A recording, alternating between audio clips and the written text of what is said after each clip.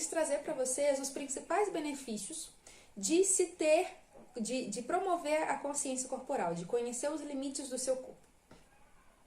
Para a saúde física, com licença, só um minutinho. Desculpa. Para a saúde física, então, quando eu me conheço o meu corpo, eu consigo cuidar melhor do meu corpo, eu consigo ter uma atividade física assertiva. Por exemplo, para mim, Ayandra, eu sei que atividades de alto impacto, jump, aquelas atividades bem pesadas ali na spin e tudo mais na academia, eu não dou conta. O meu organismo não suporta, né? Mas outras pessoas conseguem, respondem bem e conseguem resistir bem. Então eu não vou me aventurar sabendo que o meu corpo não dá, conhecendo o meu limite, sabendo que o meu corpo não dá conta, eu não vou simplesmente entrar numa sala de spin e subir na bicicleta ali, porque eu sei que eu não vou aguentar, né? Então, atividade física assertiva. Melhora no meu desempenho físico, as atividades físicas que eu me promover a fazer, como eu tenho consciência de qual a minha capacidade, até onde eu consigo ir, eu tenho melhor desempenho, eu tenho mais produtividade. Isso é importante na questão da produtividade, como eu digo, estamos todos trabalhando em casa, em tempos de quarentena. E a gente está com o pessoal profissional tudo embolado, né? Então, a gente tem que conseguir organizar a nossa rotina de forma assertiva para a gente conseguir ser produtivo. Se eu me conheço, eu sei inclusive qual período do dia eu consigo ser mais produtiva. Então, as atividades que me exigem mais concentração e tudo mais, eu vou colocar naquele período do dia que eu consigo ser mais produtiva. E o período que eu sou menos produtiva, eu coloco atividades de ler e-mail, enfim, fazer coisas mais que não me exijam tanta concentração, que não exija tanto esforço físico e mental, né? Também faz parte da consciência corporal. Ter mais energia e mais disposição. Voltando naquela questão de se alimentar, de cuidar da qualidade do sono e de fazer atividade física, eu consigo ter, de forma assertiva, eu consigo ter mais energia e mais disposição. Saúde emocional. O que eu tenho de benefício? Autoconhecimento físico e emocional. Melhora na minha autoestima. Eu me conheço, logo eu sei como me cuidar, logo a minha autoestima é trabalhada, é elevada. Menos ansiedade, menos estresse, aumento do meu bem-estar e melhora na minha qualidade de vida.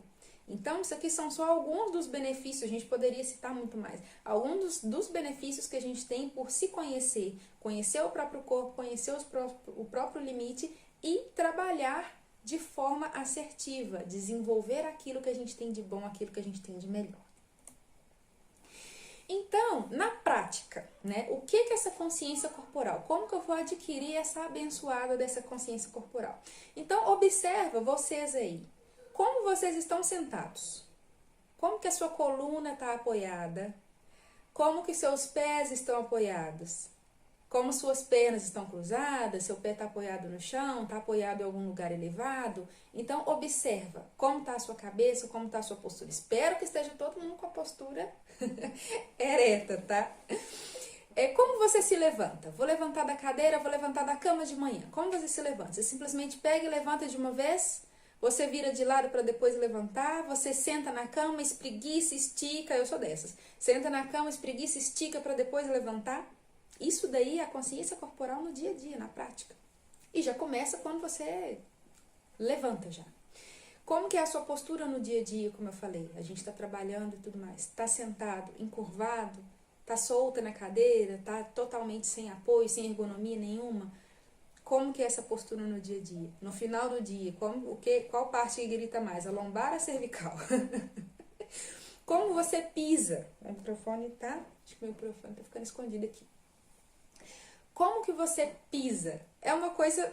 A gente fala, nossa gente, mas que bobagem, como que eu piso? Eu piso normal, tá? Eu piso normal como? Eu digo, me explico. Na caminhada, seja na caminhada do dia a dia, andando em casa, seja a caminhada como exercício físico, começa a observar como seu pé se apoia no chão. Calcanhar, meio, ponta. Calcanhar, meio, ponta.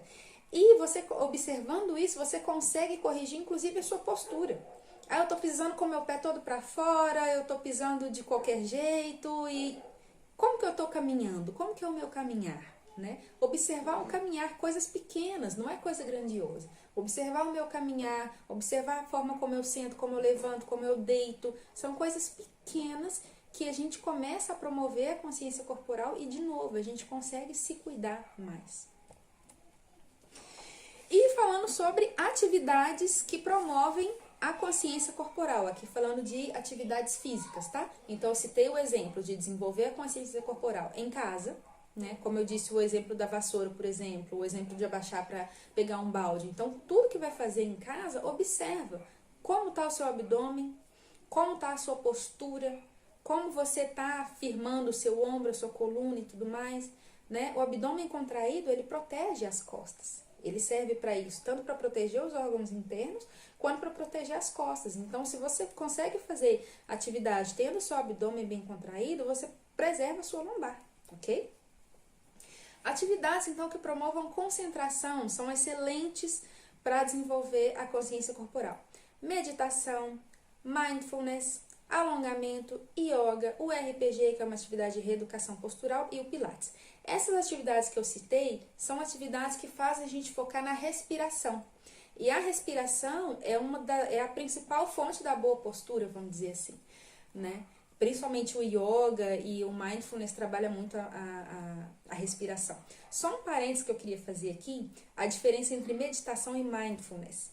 O mindfulness, às vezes a gente pensa assim, vou meditar e mindfulness, vou ficar dormindo. Não é para dormir. O mindfulness, ele é um exercício de concentração, de atenção focada. E muitas vezes é usado a respiração, para a gente focar na respiração, prestar atenção no processo do respirar, como que o movimento corporal acontece, como que o ar entra e sai do corpo e tudo mais. E pode ser usado música também nesse processo. Então, o mindfulness é uma atividade de concentração. A meditação também é uma atividade de concentração, mas eventualmente em alguns estilos, algumas práticas, levam a pessoa a observar as emoções, observar os pensamentos, mas também não é com a intenção de dormir. E nenhuma das duas tem cunho religioso, tá? Pode ser usada por quem quer, mas na prática não necessariamente, ok? Não é isso. E atividades que promovam o movimento do corpo, tá? Então, antes eu falei de atividades que promovem concentração, né? Que são de menos impacto, ok? E aqui atividades de mais impacto que promovem a movimentação do corpo como um todo. A dança é o que eu posso falar com mais propriedade, porque como, né, foi dito no início, eu trabalho com a dança de forma terapêutica. E a dança é cientificamente comprovado que ela é muito eficiente, mais eficiente inclusive do que muitas atividades físicas em questão de desenvolvimento de consciência corporal, em questão de prevenção de doenças, principalmente doenças mentais degenerativas, né? A forma como é trabalhado o corpo de forma que a gente nunca trabalhou. Movimentar o corpo de forma totalmente nova, que você nunca faria aquilo na vida se você não estivesse dançando. Então é muito, muito... Eu sou suspeita para falar. Artes marciais, as lutas, né, da vida são muito bacanas. Ginástica, aula de ritmos, que são aquelas aulas que tem na academia das danças, né? São vários ritmos, chama aula de ritmos. Musculação, ciclismo é excelente também. Corrida, caminhada, enfim, a gente poderia citar várias outras atividades de movimento aqui que promovem a consciência corporal, consequentemente, qualidade de vida, bem-estar e tudo mais, ok? Então, finalizando aqui a minha apresentação, aos 24 minutos que eu tô aqui com o cronômetro, para não tomar muito tempo de vocês, eu quero só deixar esse texto aqui como reflexão. É bom abrir as janelas de vez em quando, deixar o ar circular e dar uma arejada. As dobradiças da janela, quando rangem, indicam que estão tendo pouco uso. As nossas dobradiças também rangem. Rangem com pouco ou mau uso. Elas são as articulações responsáveis diretas pelo bom funcionamento da nossa estrutura básica, as paredes e o teto, ou esqueleto. Sabe por quê?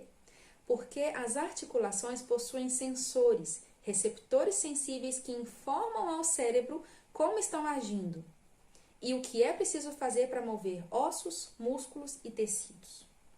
Ou seja, elas são diretamente responsáveis pela nossa mobilidade.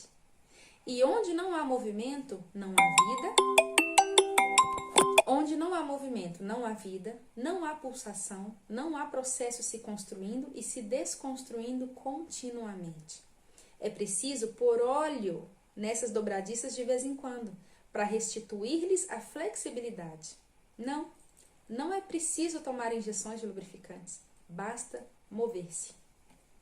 Esse é o recado que eu quero dar para vocês hoje, tá? Para todos vocês, homens e mulheres que estão aqui. E isso também pode se estender às crianças, principalmente, aos idosos muito mais, tá? Sempre há tempo, independente da idade, se é criança, jovem, idoso, enfim. Sempre há tempo de resgatar o nosso bem-estar, resgatar aquilo que faz bem e principalmente buscar se conhecer. O mundo inteiro agradece quando a gente se conhece, tá? A gente aprende a se cuidar. E se cuidando, a gente consegue cuidar melhor do trabalho, a gente consegue cuidar melhor da nossa família, das nossas relações, dos nossos amigos, ok? Então, primeiro se cuidem. Isso não é egoísmo. Se priorizar, se cuidar é a melhor coisa que a gente pode fazer pela gente e pelos outros.